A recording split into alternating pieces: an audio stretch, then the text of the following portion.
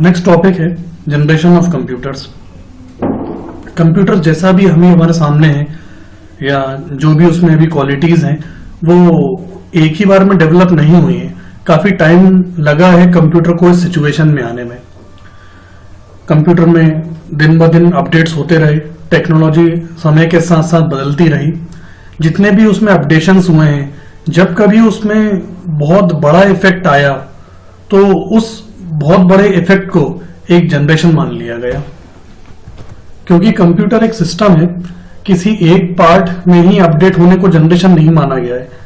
एक ऐसा समय जिसमें एक ही समय में उसका स्टोरेज भी इफेक्ट हुआ हो, यानी कि स्टोरेज में बहुत ज्यादा एनहांसमेंट हुआ हो, स्टोरेज बहुत ज्यादा बढ़ गया हो, प्रोसेसिंग स्पीड बहुत ज्यादा बढ़ गई हो, साइज में बहुत ज्यादा कमी आ गई हो। ऐसे ओवरऑल डेवलपमेंट जब बहुत ज्यादा इफेक्टिवली तरीके से उस पर हुआ तो उस पूरे एक समय को, एक टाइम को जनरेशन कहा जाता है। शुरू से लेकर अभी तक कंप्यूटर में धीरे धीरे कई सारे डेवलपमेंट होते आए हैं, लेकिन जो बड़े डेवलपमेंट्स हुए उन्हें 5 जनरेशन्स में डिवाइड किया जा सकता है। फर्स्ट जनरेशन माना जाता है 1946 से लेकर 56 के बीच की है। सेकेंड जनरेशन ऐसा माना जाता है कि 1956 से 1964 की है, बीच की है। थर्ड जनरेशन 64 से लेकर 71। फोर्थ जनरेशन 71 से लेकर 1995 और फिफ्थ जनरेशन 1995 से लेकर अभी ऐसा माना जाता है कि हम लोग अभी फिफ्थ जनरेशन में ही हैं कंप्यूटर सिस्टम की। अगर हम फर्स्ट जनरेशन की बात करें जो कि 1946 से स्टार्ट हुई थी, उस समय कंप्यूटर सिस्टम में डेटा ट्रांसफर करने के लिए वैक्यूम ट्यूब्स का यूज किया जाता था। वैक्यूम ट्यूब साइज में काफी बड़ी होती थी और उसमें रेजिस्टेंस पावर काफी कम होती थी। रेजिस्टेंस का मतलब होता है प्रतिरोधक क्षमता। जैसे अभी यूजुअली आईसी का हम जानते हैं, रेडियो में, टेलीविजन में या जितनी भी तरह के इलेक्ट्रॉनिक डिवाइसेस हैं उनमें इंटीग्रेटेड सर्किट आईसी का यूज किया जाता है। तो फर्स्ट जनरेशन में आईसी का डेवलपमेंट नहीं हुआ था, जिसके कारण उस समय वैक्यूम ट्यूब्स का प्रयोग किया जाता था डेटा को ट्रांसफर करने में। क्योंकि इनकी कैपेसिटी काफी कम होती थी और रेजिस्टेंस पावर यानी प्रतिरोधक क्षमता काफी कम होती थी, इसलिए ज्यादा ताप को, हीट को रेजिस्ट नहीं कर पाता था और बहुत जल्दी फट जाता था, जिसके कारण कंप्यूटर सिस्टम बहुत जल्दी जल्दी बंद होता था। बीच में वैक्यूम ट्यूब्स खराब होती जाती थी, कंप्यूटर सिस्टम का काम बीच बीच में रुकता जाता था। लेकिन क्योंकि इसे एक बहुत बड़ी सफलता माना गया, क्योंकि तब आईसी जैसी कोई चीज होती नहीं थी, तो वैक्यूम ट्यूब ही उस समय बहुत ज्यादा इफेक्टिव माना जाता था। डेटा स्टोरेज के लिए उस समय हार्ड डिस्क जैसी कोई चीज नहीं होती थी, इसलिए उस समय डेटा स्टोरेज के लिए यूजुअली पंच कार्ड का यूज किया जाता था, पंच कार्ड। और बहुत हद तक मैग्नेटिक ड्रम का यूज भी उस फर्स्ट जनरेशन में होने लगा। और बात यह है कि उस समय तक usually computer system commercial usage में नहीं आए थे, क्योंकि इतनी बड़ी डिवाइस को लेकर कोई इतना ज्यादा भरोसा नहीं कर सकता था। अगर हम फर्स्ट जनरेशन के की फैक्टर्स की बात करें तो ये बातें ध्यान रखनी होंगी कि फर्स्ट जनरेशन वैक्यूम ट्यूब्स पर बेस्ड थी। इनपुट आउटपुट के लिए पंच कार्ड का यूज किया जाता था, स्टोरेज के लिए मैग्नेटिक ड्रम का यूज करते थे। ये बहुत ज्यादा रिलायबल मशीनरी नहीं कहा जा सकती थी। उस समय जो कंप्यूटर था उसको बहुत ज्यादा भरोसा उस पर नहीं किया जा सकता था। जरा सी हीट होने के कारण, क्योंकि वैक्यूम ट्यूब फट जाते थे, काम करना बंद कर देते थे, इसलिए एयर कंडीशनर्स का प्रयोग किया जाता था। और प्रोग्रामिंग लैंग्वेजेस के नाम पर उस समय C++ जैसी कोई लैंग्वेजेस होती नहीं थी, केवल मशीन लैंग्वेज जो कि 0-1 पर ही बेस्ड होती है उसका और असेंबली लैंग्वेज का ही यूज किया जाता था किसी भी तरह की प्रोग्रामिंग करने के लिए या किसी भी तरह से कंप्यूटर सिस्टम को निर्देश देने के लिए। केवल उस समय मशीन लैंग्वेज और असेंबली लैंग्वेज ही सब्स्टिट्यूट थे। अब सेकंड जनरेशन की अगर हम बात करें तो डेटा ट्रांसफर करने के लिए जो सबसे बड़ा रेवोल्यूशन यहां पर आया कि वैक्यूम ट्यूब्स के बजाय ट्रांजिस्टर्स का प्रयोग किया गया।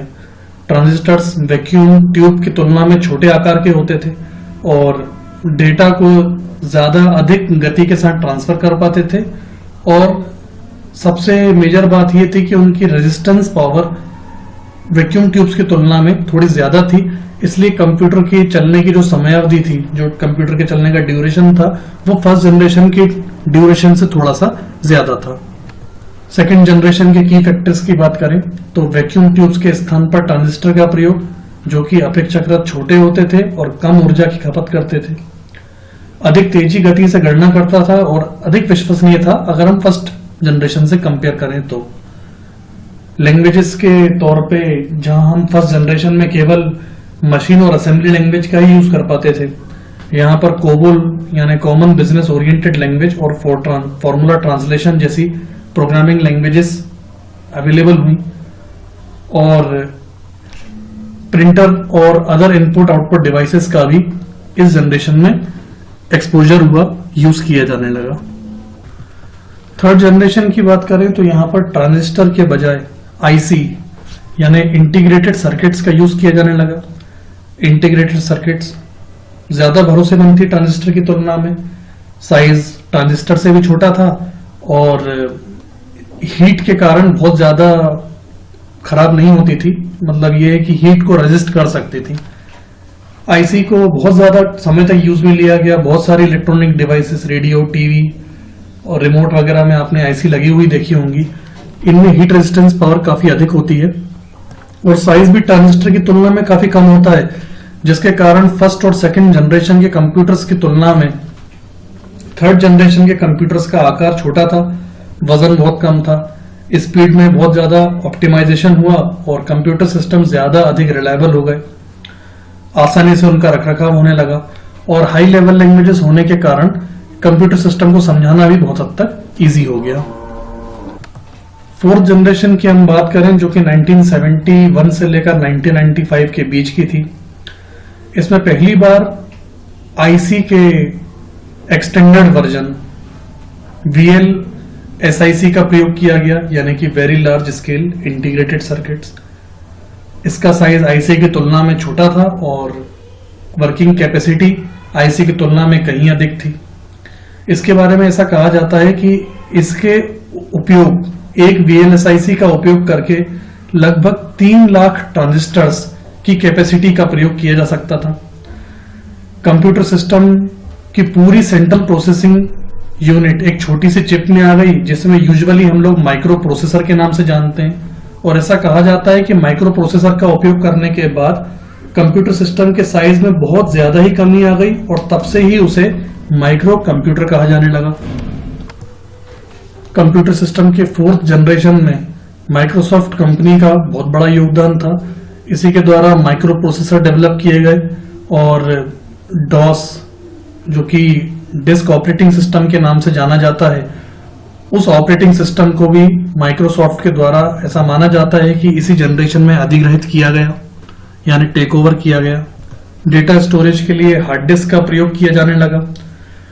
माइक्रो प्रोसेसर के आने से सबसे बड़ा बेनिफिट ये हुआ कि पर्सनल कंप्यूटर के जो दूसरे टाइप्स हैं, जो छोटे वर्जन हैं जैसे कि लैपटॉप, नोटबुक या पॉम टॉप कंप्यूटर्स, इनके डेवलपमेंट में बहुत ज्यादा तेजी आ गई और कंप्यूटर सिस्टम को कमर्शियली यूज में लिया जाने लगा। और पब्लिक सेक्टर में यूं कहा जा सकता है कि इसी जनरेशन के बाद कंप्यूटर सिस्टम का बहुत ज्यादा प्रयोग किया जाने लगा। इस पीढ़ी के कंप्यूटर्स के जो कैरेक्टरिस्टिक्स हैं वो ये हैं आपके सामने। अति विशाल स्तरीय एकीकरण टेक्निक का यूज, सेमीकंडक्टर सर्किट्स का प्रयोग, आकार में अत्यंत कमी, साधारण व्यक्ति की क्रय क्षमता के अंदर, मल्टी प्रोग्रामिंग क्षमता से युक्त, कई मेगाबाइट्स यहाँ पर मेमोरी काफी ज्यादा एनहांस हुई, डेटा स्टोरेज कैपेसिटी सिस्टम की बढ़ी।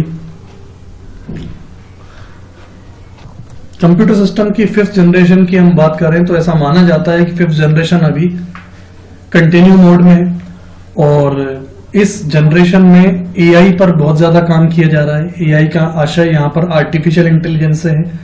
जैसे हमारे पास नेचुरल इंटेलिजेंस होता है, सोचने समझने की का विवेक प्राकृतिक रूप से हमारे पास अवेलेबल है, कंप्यूटर सिस्टम के पास सोचने समझने की क्षमता खुद की नहीं है।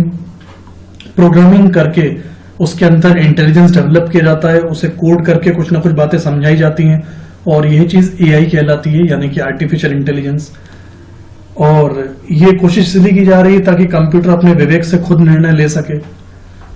इस जनरेशन में VLSIC की जगह ULSIC का यूज किया जाने लगा, यानी ultra large scale integrated circuit. इससे कंप्यूटर के साइज में और ज्यादा कमी आई, वर्किंग प्रोसेसिंग स्पीड और ज्यादा बढ़ी।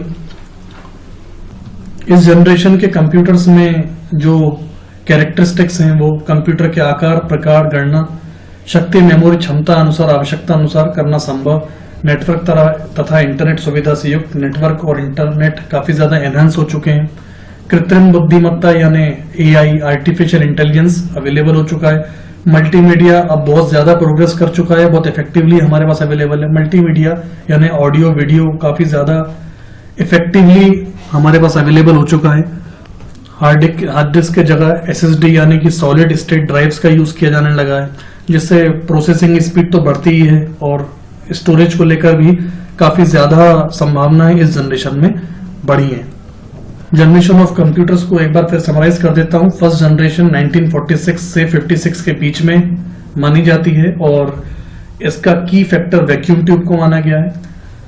की फैक्टर वैक्यूम ट्यूब को इसलिए माना गया है क्योंकि डेटा ट्रांसफर करने में इसका बहुत बड़ा योगदान रहा है और इलेक्ट्रिक सप्लाई में भी इसका यूज होता है। द्वितीय पीढ़ी सेकेंड जनरेशन 1956 से लेकर 64 के बीच में मानी गई है। की फैक्टर यहाँ पे ट्रांजिस्टर को माना गया है। हालांकि इसके अलावा की फैक्टर का रोल कोई बहुत सारे और भी एलिमेंट्स प्ले करते हैं, लेकिन मेजर फैक्टर इसे कहा गया है। थर्ड जनरेशन 64 से लेकर 71 के बीच की है। यहाँ पर की फैक्टर आईसी यानी इंटीग्रेटेड सर्किट को माना गया है। फोर्थ जनरेशन 1971 से रेंज करती है 1995 के बीच में। यहाँ पर की फैक्टर माइक्रो प्रोसेसर को माना गया है। और फिफ्थ जनरेशन जो कि अभी कंटिन्यू है, इसमें और ज्यादा एनहेंस्ड माइक्रो प्रोसेसर हमें अवेलेबल हो पाया है।